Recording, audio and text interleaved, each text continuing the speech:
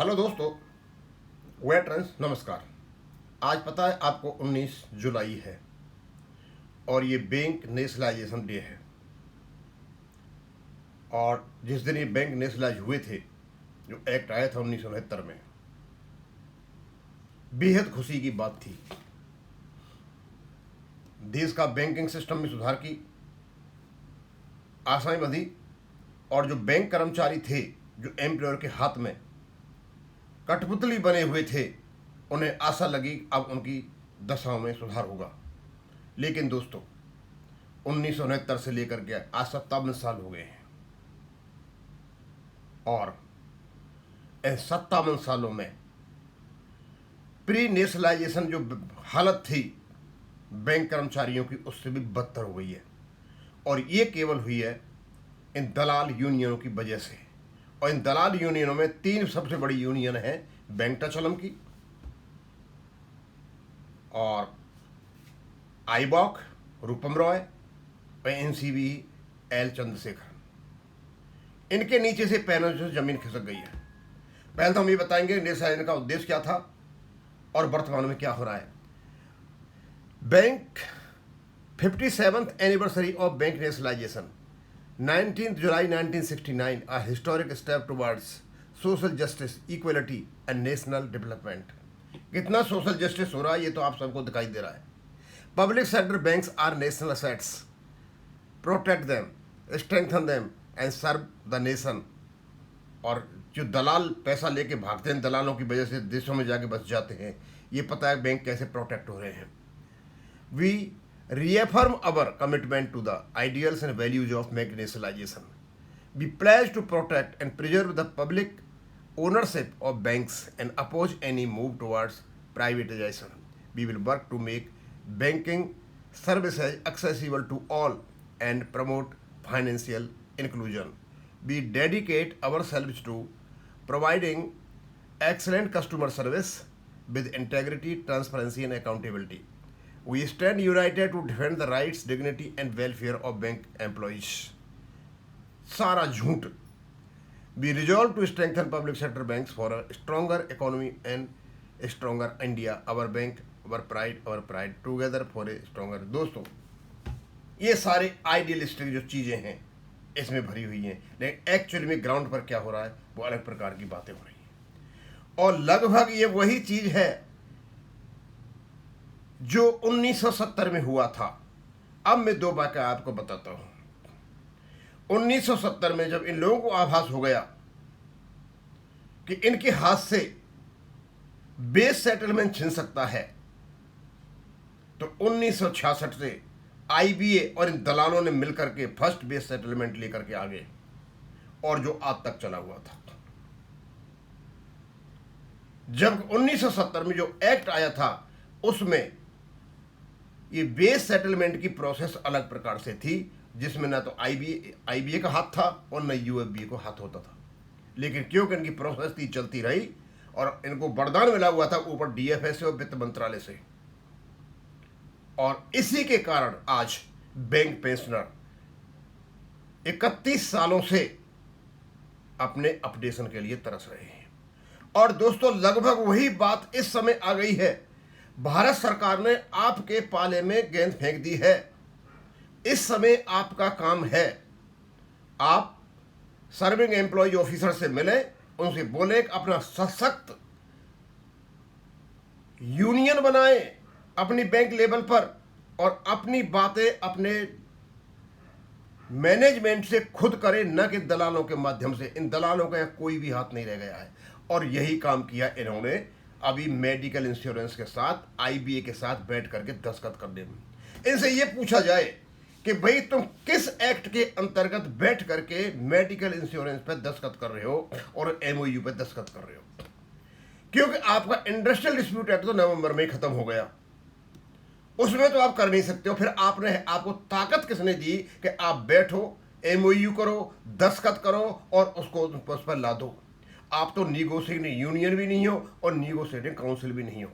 दोस्तों, वर्तमान में सेक्शन 14 इंडस्ट्रियल रिलेशन कोड 2020 जो नवंबर 2025 से लागू है, इनको अलाउ नहीं करता, इनको अलाउ नहीं करता कि ये किसी भी एमओयू सेटलमेंट पर दस्तखत करें। वो अलग बात है कि 2020 में आया था, गवर्नमेंट ने लागू नहीं किया था कि नवंबर 2025 से ये लागू हो चुका है। नवंबर 2025 के बाद आईबीए और इन दलालों के बीच में, जो इनको हम यूएफबीयू कहते हैं, किसी भी प्रकार का समझौता वैलिड नहीं है, वो नल एंड वॉइड है। इस प्रकार ये जो इन्होंने अभी दस्तखत किए हैं, ये केवल और केवल अपनी खाल बचाने के लिए कर रहे हैं, ये दिखाने के लिए कर रहे हैं कि हम अब भी हम सह सकते हैं, लेकिन इनके नीचे से जमीन खिसक चुकी है।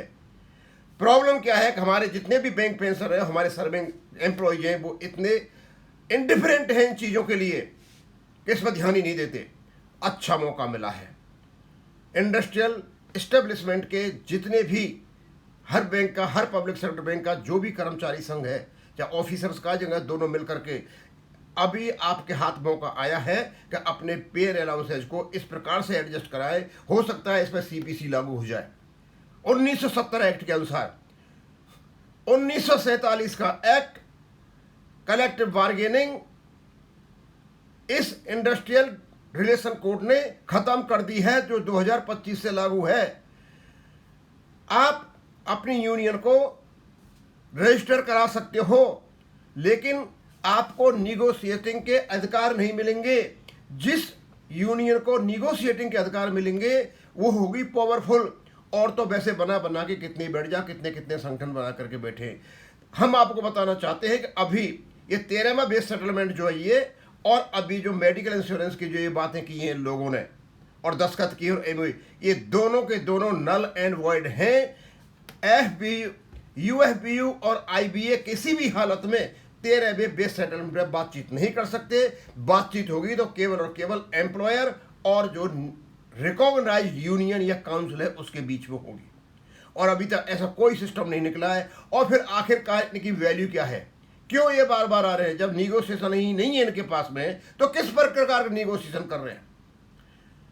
ये हो सकता है कभी ये फर्स्ट मीटिंग हो रही है आईआर की, तो उसमें इनके जो रिकॉग्नाइज यूनियन है उनको वहां रिकॉग्नाइज किया जाए, उसके बाद ये बात करें।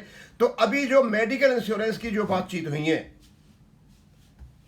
आईबीए और यूएफबीयू के बीच में, हमारे हिसाब से सेक्शन 14 के हिसाब से, इंडस्ट्रियल रिलेशन कोड के हिसाब से, वो नल एंड वॉइड हैं, वो इनवैलिड हैं, इलीगल हैं, आर्बिट्रेरी हैं। और इनको यदि किसी ने कोर्ट में चैलेंज कर दिया तो इनको पीछे भागना पड़ेगा, क्योंकि जिसके पास निगोशिएटिंग पावर ही नहीं है उसके पास पैसा भी नहीं जाना है, वो तो वैसे ही कंगाल हो गया।